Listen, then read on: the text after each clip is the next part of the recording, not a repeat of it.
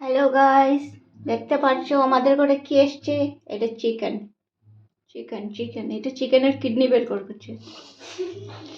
Chicken কি করে? Cigarette খায় মনে হয়, তার জন্য এটার ফুসফুসটা ব্ল্যাক হয়ে গেছে। এই দেখো চিকেন। আরে বলছিলাম যে বারবার সিগারেট খাস না, তাও খায়।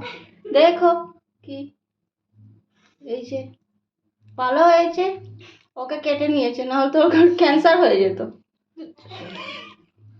তাই আমরা নিয়ে আসলাম, আজকে আমরা খাবো। আর যেহেতু আমি খাই না, আজকে ট্রাই করব।